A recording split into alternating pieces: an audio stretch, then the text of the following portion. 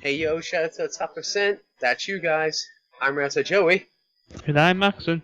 Before we head into the episode, a quick apology for taking so long to actually get to this episode, but me and Max have both been incredibly busy on Carfight Central. They've just had their national tournament. Major props to Max here for actually making top 8. Mr. Oh, I'm not going to do it all well, I'll just go in and I'll be commentating game 3. Yeah, lose me commentating for 9 games. Fun times, fun times. So, yeah, any of you guys who are actually interested in Carfight Vanguard at all, or if you want to head over to Carfight Central, it's in our favourites. Good place, get to see a lot of me. Quite a bit of Max, actually. Yeah. But anyway, with that covered, let's move into today's episode. We're actually going to be covering the upcoming regionals. Regionals are actually due in the UK from early November onwards. I think our first is the 11th so far. Yeah, the regional tournaments for the UK start in early November, the first being the 11th in Aldershot, Right. the 17th at Chimera Nottingham, and 25th at Clifton Road Games in Exeter. Those are the only 3 we are actually up on the Play Pokemon website at the moment. But what we really want to cover in this episode is mostly what we expect to see there and, well, how to deal with those matchups. So, first things first, let's actually get to see there. With their success at Battle Roads, I personally feel we're going to get quite a bit from Rayquaza Eels and Darkrai Hydreigon. Also, because of Darkrai Hydreigon being a huge force, we will most likely see a lot of beat 'em up decks, fighting style decks. So, a lot of Landorus and Terrakion. Landorus X, normal Terrakion, and Terrakion X might be included depending on the actual build. The one problem with actually trying to look at fighting decks is the fact that there doesn't seem to be one blanket deck for it yet. Now I've got Landorus X, it'll probably just be Landorus CX and Terrakion. Very true, very true. Another deck that really does deserve mention, a lot of people I've seen a lot of people actually hype it up, is actually going to be Blastoise Keldeo. The potential that it has a good damage output, and the fact that it doesn't have the old pressure ball weakness, get the energy engine up front and you reverse ball your opponent, because Keldeo rush in to step in as it really should. But step in's a really amazing ability. I know, to be honest, it is probably the major thing that makes the deck. Well, not makes it, saves the deck really. It takes it from being a good deck to being a playable deck. I don't know, I think if Keldeo didn't have the ability, it'd still be... It'd be a decent deck, but it'd be in the same ilk as pressure ball. There's this potential for damage output, but if your energy acceleration engine gets captured in Tactic Spot, you either have to hope you got switch in hand or you reverse ball for a turn or so. That's true. But it's definitely probably one of the newer decks that's going to be seen. True, it is probably going to be these regionals are going to be basically make or break for Blastoise Keldeo, that will show whether it's actually a good deck or whether the hype for it has been too high. There's not really a lot that counters it in the format. There's not a really huge mass presence yet. But when you look at major decks like Rayquaza Eels that can basically one-shot anything, and Darkrai Hydreigon which can see a huge amount of damage and then heal it off instantly, this is where its challenges are going to come in. Because when you look at the attack, it's 30 plus 20 for each energy, isn't it? Yeah. So you're talking to one shot of Darkrai, you're going to 7 energy, is it? Something like that. No, it's 50 plus 20. 50 plus 20. Yeah. So for the actual energy requirement on its own is 110. Actually, let's see. Yeah, it's going to need 7 energy still. 6 energy boosts it for 120, plus the 50, which is 170. If they have Eviolite, then you're going to need 8 energies attached. How many? 6? No, 7. 7 energy. It's not that hard to do. True, but it's a case of once you lose that Keldeo, you need to use a lot of recovery cards to get that energy back. Well, energy retrieval will do. Energy retrieval, that's 2 each. You're effectively you're losing half energy in your deck right there. So it's basically, if you make the investment for the one shot, it could come back to bite you. Maybe, but I don't think it won't be an instant game over, but it basically, if you see that much energy disappear in one, when losing one Pokemon, you are going to be in a position where it's a case of your mid to late game is going to be one hell of a battle for you. Not really. Keldeo Blastoise can recover really well. I'd have to see it in action. I have seen it in action. Have you seen It recovers really well. On slow? But it's not like Darkrai where it needs to manually attach energy every turn and keep the energy in play. Blastoise Keldeo can just drop all its energy on a single Keldeo, even if one's just been knocked out, and just keep going. True, I can see that, but it is a case of getting all of the energy to hand. No, you don't need all, you can do 3 and there's 110. That's good enough. True, but as I was saying though, against something like Darkrai Hydreigon, you can see 110 and heal that instantly. Yeah, but you can, if you really need to. Keldeo Blastoise does have the ability that it can one-shot Hydreigon a lot easier than most other decks. True, let's see, for Hydreigon, that's going to be... I think about 6 or 7 energy. Just looking out now, I think it's actually 5. Yeah, it's fine. 5 energy, because it's going to be 100 plus 50. And considering that Darkrai is the big deck at the moment, it can deal with it pretty well. True. With Eel's variants, it doesn't really matter. Doesn't really fear Eel variants. It's weak to anything in the deck, so... Now, when it comes to Eel variants, it is a case of they will most likely capture out an Eel, get rid of the engine. Yeah. I mean, that actually really brings me to what I actually want to focus this episode on. No, we're only how many minutes in now? Yeah, we're only 9 minutes in and we're just getting to my real major focus for the episode. What I really want to focus on isn't, here's a deck, this is how you play it, and this is what it does. I really want to focus on, the big decks that you will encounter and how to deal with them. Well, I think what Darkrai gains, the only real thing that Darkrai gains with the new sets is computer search. True. Which could be absolutely disastrous for the other player if Sableye gets early game. True, circulating computer search in that patch is going to be absolutely monstrous. So really the case... Thinking though, like Merge case, I mean, I think we'll start I've got everything I've got everything this Eels, Dragon, Blastoise Keldeo, and then fighting decks. So you don't mind going in order, do you? Pardon? You don't mind going in the order I've got them down, do you? No, go on. I mean, I really wanted to start with Rayquaza Eels, mostly because I think it's the easiest matchup to analyse on to actually find the deck's generic weakness, and that mostly is actually the Eels part. Yeah, well, it depends what you're playing against, really. Like for Terracotta Eels, there's not like one single card you can just tech and beat the entire. Terracotta Eels? You Rayquaza Eels? Ray Eels, sorry. I was thinking Terracotta, because the Terracotta deck does a really good job of getting rid of it. But again, not many decks can do a good job of doing it. I mean, the major thing really against Ray Eels is taking out the Eels. Yeah. If you see if you see them setting up Eels, if you can take them out early game, then mid to late game basically loses most of its steam.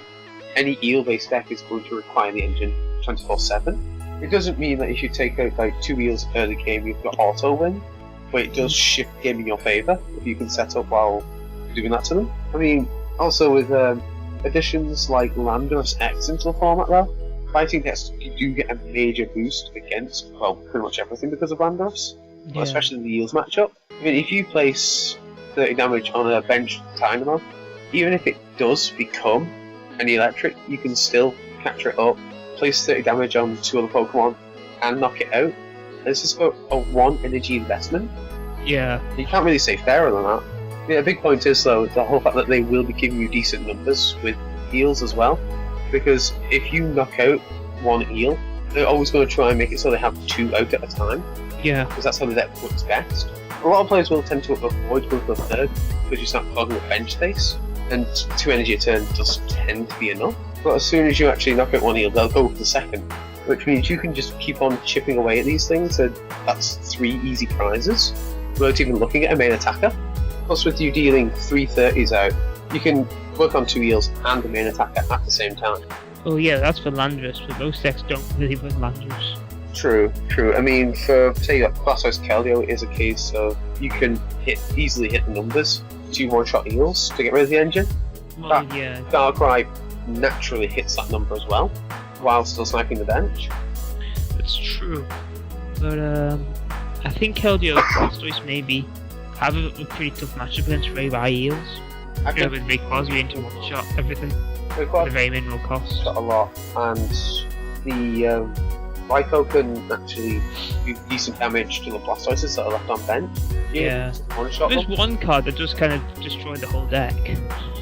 Well, technically two. It depends what build you want to go for. Well, the Valve Blossom with Valve Bloom does basically one-shot every card in the deck for single grass energy. True, that 4 times weakness does make it deadly. There is also the Virizion from Emerging Powers. Is it Emerging Powers? See, Emerging Powers. Maybe Noble Victories. Yeah, Noble Victories. Emerging Powers is the bad Virizion. Yeah, But, you can one-shot a lot of that deck. easy with Blossom though. The Virizion doesn't actually one-shot anything. It one-shots the Blastoise, I think, but not the Keldeo. Because it's 160. At 160 for 2 energy. It's a Yeah. very good investment to have. Yeah. Well, for basic Pokemon anyway, but Blossom with the single grass energy can easily win. True. I think the generic weakness with Blastoise though is, with Blastoise Keldeo, is probably the Blastoise on bench. Mostly if your opponent can start knocking those out, well, if you take care of them before they become Blastoises, so when there's still Squirtles and Wartortles, it's all of the acceleration and recovery. Yeah, early game you want to be getting rid of the Squirtles and Wartortles, but late game it's not really an important price to take. Mid to late game, you really want to focus on just getting rid of the Keldeos, stopping the main attackers. So it's either hinder or stop them. So you can't really try and hinder them into the mid to late game because they will be set up. And then the big one to really focus on though is probably Darkrai Hydreigon. Its most generic weakness. I still hold strongly with the fact that you take away the Hydreigon, you put them on the back leg. Yeah. You do disagree with me on that one though, we've already been over this. Yeah, I don't believe it's an auto loss. I'm not saying it's auto loss, I'm just saying, I think it's the most beneficial strategy to go for. Because if you take away like the core of their healing engine, they have to really think about where they start using max potions. It doesn't really become... Well, if they lose Hydreigon, they won't be using max potions as 2-shots everything. And they have to think about where everything's going. True. It takes like the simplicity of the deck and it throws it at the window. You also have to start thinking a lot more than you have to. I mean, don't get me wrong, I'm not saying that people who run Darkrai Hydreigon won't know how to outthink it, but when you're going from like one situation to another, after like 1 or 2 attacks, you really do have to start one. It changes your mindset, really. I mean, not everyone's had the kind of look where I have, where it's basically, 3 games you don't see your Hydreigons. Oh, sorry, not 3 games, 3 matches you don't see Hydreigons. I mean, it's a case of the only way you know how to play vanilla Darkrai is if you played vanilla Darkrai. And in the mirror match, if it's vanilla Darkrai with Hydreigon, you are at a serious disadvantage. You can't just throw it max. And if you want to try that, you can't really afford to send out Sableye every other turn to keep your Dark Patch. All of a sudden, you start to really run out of steam. The other thing about Keldeo Blastoise is it can use Kyurem from Noble Victories. True, and that's actually another problem with Darkrai Hydreigon could have. It's not really a problem with that. It's not Darkrai Hydreigon that has a problem, it's the Eels that has a problem with it.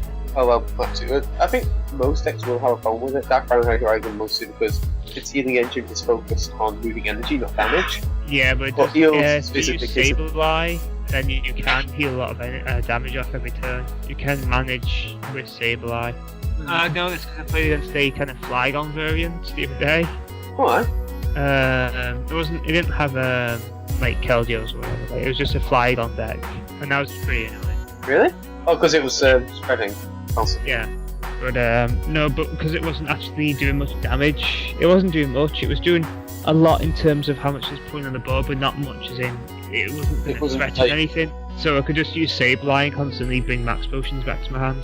True, I could see how that would actually work, with the whole fact that once... It's not really an attacking deck from what I've been led to believe, it's just a case of constantly just whittle down your field, focus on everything.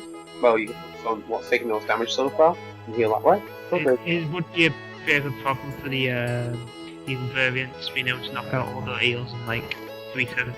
That is true, I mean, being able to actually just... It's also the fact that you will be, if you do get the 3 attacks out with Kyurem, without Eviolite, stuff like Raikou and Rayquaza are both halfway to be knocked out. Yeah. So it's basically a case of you only need the 3 energy on Keldeo, and you can start taking double prizes. So in the space of 4 turns, you conceivably got 5 prizes out of the game. Yeah. I mean, I'm not talking about it being, that simple. It's not that black and white, but it's something to keep in mind at least. And really now, just to get onto the one thing I think is actually the hardest thing to cover when it comes to finding generic weaknesses and how to combat them. It's the actual fighting decks. Because as I mentioned, right at the beginning of the video, there is no generic overall list for them. Also, because they do mix up with Landorus and Trakion, you don't have one set weakness. So you can't just say, well, apply pressure with Keldeo Blastoise, because Trakion isn't weak to that. Trakion turns around and says it's weak to grass, whereas Landorus is weak to water. Yeah. So they don't actually they don't even call them one set of weaknesses. Yeah, that's a lot of decks in Florida don't really have a mono weakness. Eels probably really Eels probably the only one that has a mono weakness. Well, Eels has Blastoise and Keldeo do too. Blastoise Keldeo is the only one with one weakness. There's a majority of weakness in Rayquaza, with being weak to fighting. Well, the engine being weak to fighting, and also Darkrai's weak to fighting himself. But the Hybrid is actually weak to Dragon. Yes, so it's not a mono weakness.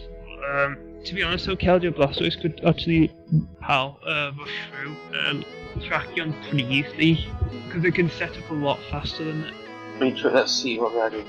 I mean, against the Landorus, I think it is Landorus that's weak to water, isn't it?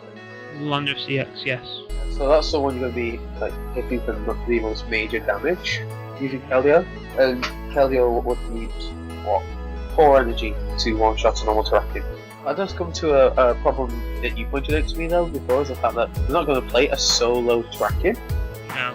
They will try and play down 2, try and get an energy on each, or an energy on one and XP share on the other, so they can get the Retaliate going. I mean, personally in that situation, as I mentioned when we were just talking about it on solo, I would just focus on taking out just one of those Trakions, because even though they will get a Retaliate out because of that, you can still turn around and say, well, you only get 1 Retaliate instead of 2. I mean, if they do keep on setting up doubles, you can at least try and half the number of Retaliates that are possible. So it means you have to either invest 3rd energy for Land Crush. Not really. Most Landorus most Terrakion players will probably try and serve 2 Landorus and put an EXP share on one and just play minimal bench. So you're forced to retire one out, and then obviously the next one comes in and retaliates you. The other thing is now with Landorus X, it's a very early setup guy where it can do very easy damage from 1 energy. True, I mean it spreads 90 across the entire field for just 1 energy. You could easily go into turn 3, maybe even 4, without even thinking about the 2nd energy on Landorus. It affords you the time to actually fix your bench, to basically set up a bench. So after turn 3 you can attack with other things. Yeah. Landorus is just spreading these good numbers everywhere for you. I mean, as you mentioned, it's got a really good Eels matchup. I mean, if Landorus gets to turn 3 with 1 energy on it, that's effectively 3 Eels taken down. Yeah. Without using Catcher. I mean, Landorus is 3 times 30 any way you want, isn't it? Or is it 30 to the active and 2 on the bench? It is 2 30s. I know, I thought it was 3. No, just 2. Alright, so it's still easily 2 Eels taken out by using Catcher though. I don't know, you still need to use Catcher on 1. Why? Because it's 1 to the active, 1 to the bench. Yeah, but Landorus can sell turn 1. True. But as I say, you still need 1 Catcher to get the 2nd Eel. Yeah. Well, not really. If you go turn 1, do 30-30. Actually, it depends what they start with.